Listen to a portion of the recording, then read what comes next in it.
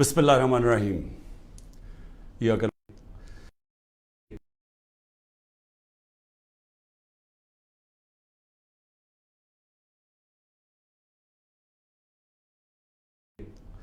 बिस्मिल्लाहिर्रहमानिर्रहीम।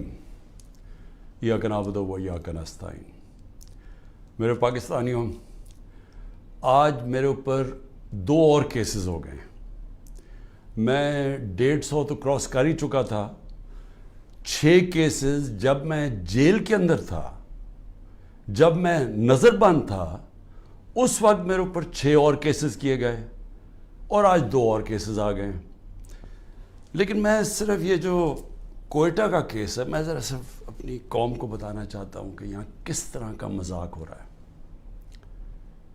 यानी इस मुल्क से जो किया जा रहा है सारे इंसाफ के निज़ाम से, या मुझे हैरत होती है कि हमने अभी कितना और नीचे गिरना है।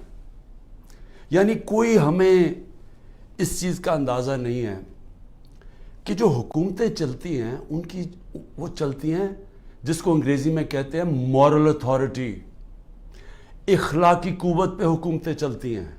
और जमहूरियत तो चलती है इखलाकी कुव्वत पे है, क्योंकि जमहूरियत के पास तो फ़ौज नहीं होती। जिधर से हमने ये सिस्टम लिया है, ये जो पार्लियामेंट्री डेमोक्रेसी का है, वो बरतानिया है। बरतानिया के अंदर सिर्फ उनकी इखलाकियात देख लें कि उनका प्राइम मिनिस्टर बोरिस जॉनसन, जो भारी अक्सरियत से जीता था, सिर्फ एक चीज़ के ऊपर कि जी इसने कोरोना के दिनों में जब सोशल डिस्टेंसिंग थी, जब लोगों को कहा था इकट्ठे ना हो, इसने अपनी ऑफिस के बाद लोगों को जमा कर लिया। उसके ऊपर एक प्राइम मिनिस्टर भारी अक्सरियत से जीता हुआ उधर से शुरू हुआ और उसको रिजाइन करवाया प्राइम मिनिस्टरशिप से। एक उनका प्राइम मिनिस्टर था हैरोल्ड मैकमिलन, उसका झूठ पकड़ा गया, उसको रिजाइन करवा दिया। क्योंकि उनकी जो जमहूरियत है उसकी बुनियाद रखी हुई है इखलाकियात के ऊपर, कि जो ऊपर पहुंच जाते हैं, जो हुक्मरान तबका बन जाता है, वो अपनी मिसाल से कौम को चलाता है। वो डंडे से नहीं चलाता, क्योंकि वहाँ इंसान हैं, आज़ाद हैं। वो जानवर नहीं है जो डंडे मार के उनको कभी इधर कर दो कभी उधर कर दो। हम जो आज जिधर जाके खड़े हो गए हैं, क्या मुझे बताओ कि हमें अंदाज़ा है कि हम अपने मुल्क को कितना नुकसान पहुंचा रहे हैं? क्योंकि जो कौमें हैं माशी तौर पे बाद में मरती हैं, पहले इखलाकी तबाही होती है कौम की। पहले जब एक कौम अमर बिल मारूफ से हटती है तो उधर से उसकी तबाही शुरू होती है। और जब उनकी बुनियाद रखी जाती है अजीम कौमों की, तो वो मदीना की रियासत पे 2 चीज़ों पे रखी गई थी, अदल और इंसाफ, और इंसानियत। और इंसानियत के साथ अमर बिल मारूफ, हक सच के साथ, हक के साथ खड़े हो, बदी के खिलाफ हो। मोरालिटी के ऊपर, इखलाकियात के ऊपर कौम की बुनियाद रखी गई थी। और वो इसलिए मैं आपको लोगों को याद कराता हूं कि मैं बार बार आपको याद कराता हूं, वो दुनिया की तारीख का सबसे बड़ा इनकलाब था। हुआ ही नहीं है दुनिया में ऐसे कि जिन लोगों की हैसियत ही ना हो, वो 2 सुपर पावर्स को 15 साल के अंदर 2 सुपर पावर्स, हिजरत के बाद 622 जब हिजरत की मेरे नबी सल्लल्लाहु अलैहि वसल्लम ने, उसके बाद 636 और 27 में 2 सुपर पावर्स उनके सामने घुटने टेक गई। तो कोई इनकलाब किस चीज पे आया था? फिक्री इनकलाब था। वो हथियारों से नहीं आया था, लोग बदल गए थे। और आज हम जरा सिर्फ देख लें कि वो मुल्क, वाहिद मुल्क दुनिया में इस्लाम के नाम पे बना था पाकिस्तान। कोई और मुल्क इस्लाम के नाम पे नहीं बना। हमारी बुनियाद ही रखी गई थी इस्लाम पे। और हमारे जो फाउंडिंग फादर्स थे, उन्होंने हमारी जो करारदादे मकासद के अंदर उन्होंने कहा था कि हम होंगे इस्लामी फलाई रियासत, जो कि मदीना के तर्ज पे चलेगी। अब मैं उधर से जिधर हम पहुंच गए हैं, 10,000 लोगों को पकड़ा हुआ है, تحریک انصاف کی، بری طرح ان کو رکھا گیا. جس طرح جو کہانیاں سنائی دیتی ہیں کہ ایسے ایسے ان سے کیا گیا، کھانا نہیں دیا گیا، ان کے پیٹ خراب ہو گئے، جو گندا پانی ہے جو دیا گیا ان کو جدھر 20 لوگ آتے ہیں وہاں 60 لوگوں کو بھرا ہوا. جس چکی کے اندر ایک آدمی جاتا ہے اور وہ چکی کے اندر، وہ چکی جو ڈیتھ سیل جسے کہتے ہیں، ادھر 6 لوگوں کو گھسایا ہوا ہے انہوں نے. تو یہ ایک سیاسی کارکنوں کے اوپر جو ظلم ہو رہا ہے، یعنی یہ کبھی پاکستان میں ایسے ہوا ہے؟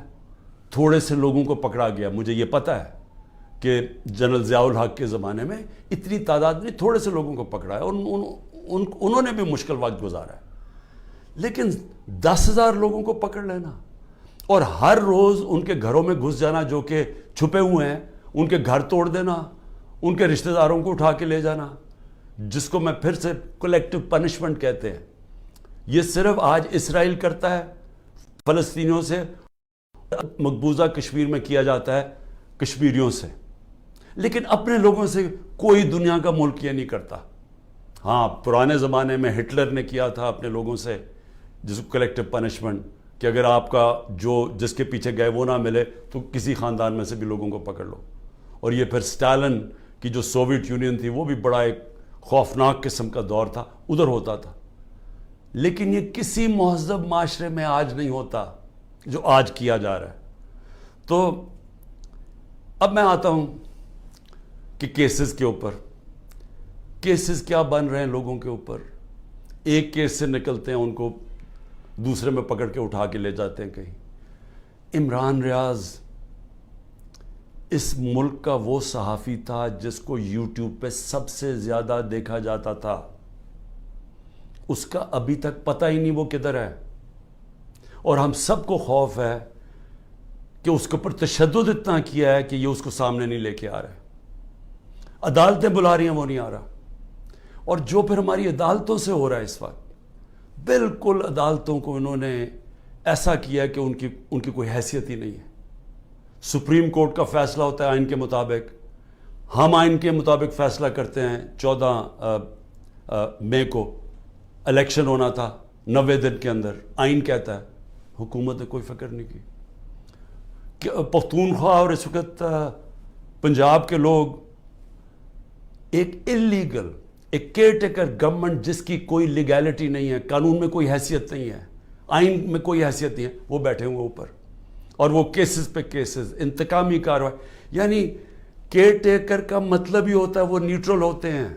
یا نیوٹرل کا بھی ایک اور معنی ہو گیا، جو نیوٹرل بھی کہتے ہیں وہ بھی ظلم کر رہے ہیں ایک ہی پارٹی کے اوپر. تو یہ کیس کیا ہے؟ اب یہ ذرا جو لیٹسٹ میرے پہ کیس ہوا ہے، مجھے تو یہ پتہ ہی نہیں تھا، کیونکہ میرے پاس اتنے کیسز ہوئے ہیں، مجھے تو اندازہ ہی نہیں کہ کون سا کیس کون سا ہے.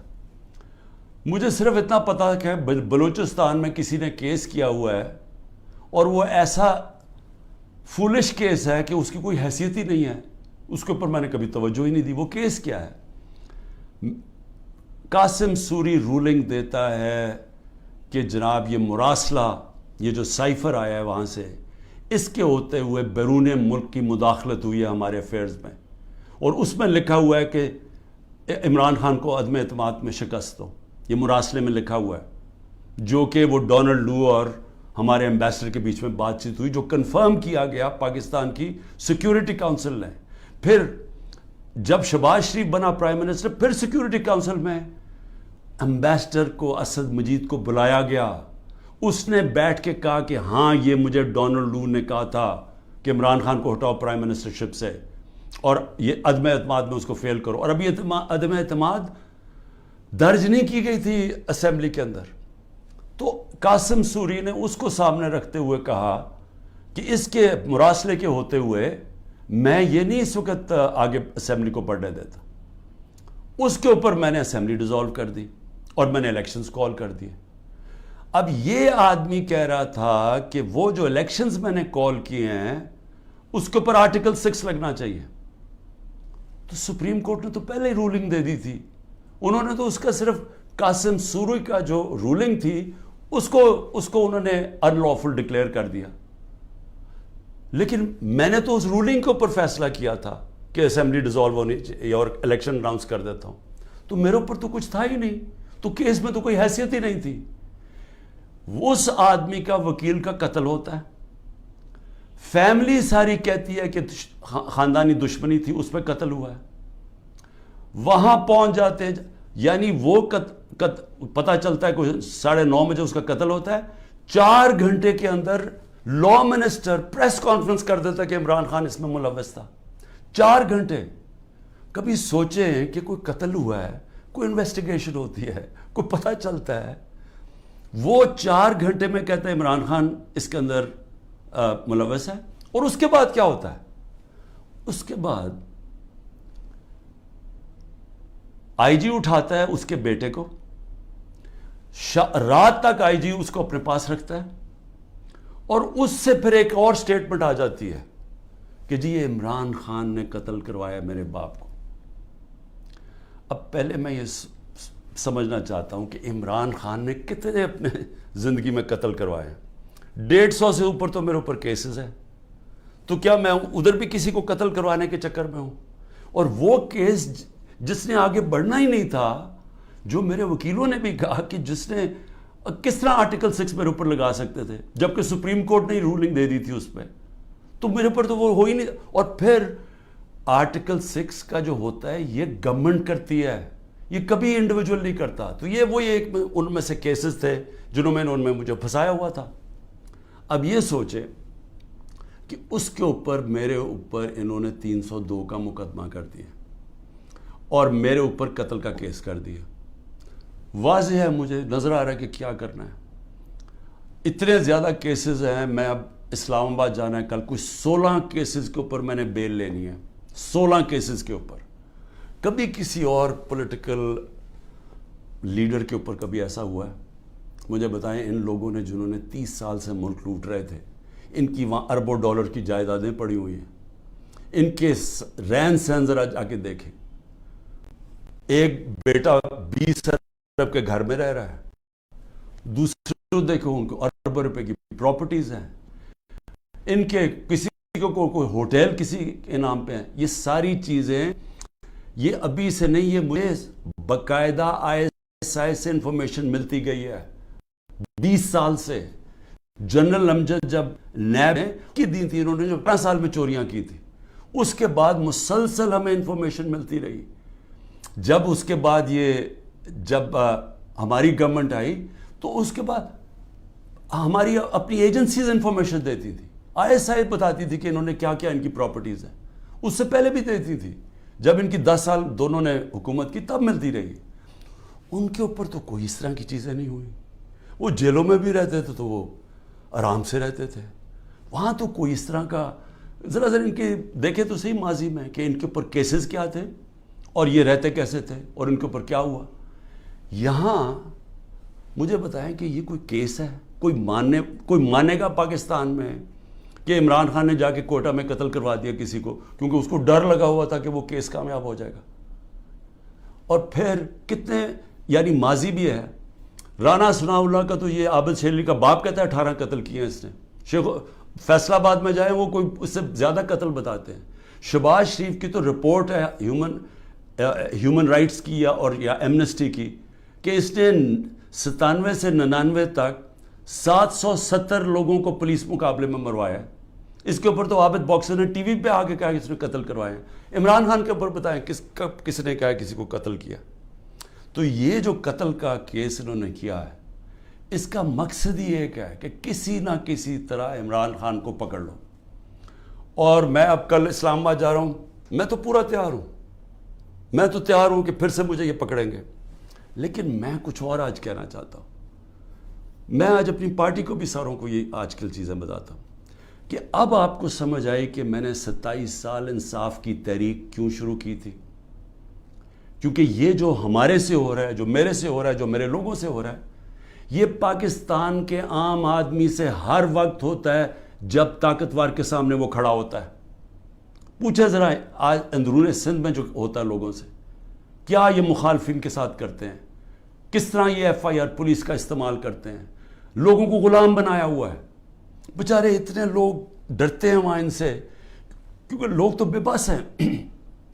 میرے پاس تو میں خوش قسمت ہوں کہ انصاف لائر فورم میری پوری مدد کرتا ہے. انصاف لائرز، ان بیچاروں کے پاس کیا ہوتا ہے؟ جب ایک کمزور آدمی، ایک کسان، ایک مزدور، ایک بیچارہ چھوٹی دکان والا، جو ایک لو گریڈ کے تنخواہ دار لوگ، یعنی میں بات کر رہا ہوں جو کمزور لوگ جن کے پاس پیسے بھی نہیں ہیں، وسائل بھی نہیں ہیں، وہ ان کو جب وہ طاقتور کے سامنے وہ کھڑے ہوتے ہیں تو سوچیں ان کا کیا حال ہوتا ہے. یہ 75 سال سے ان کا یہ حال ہے.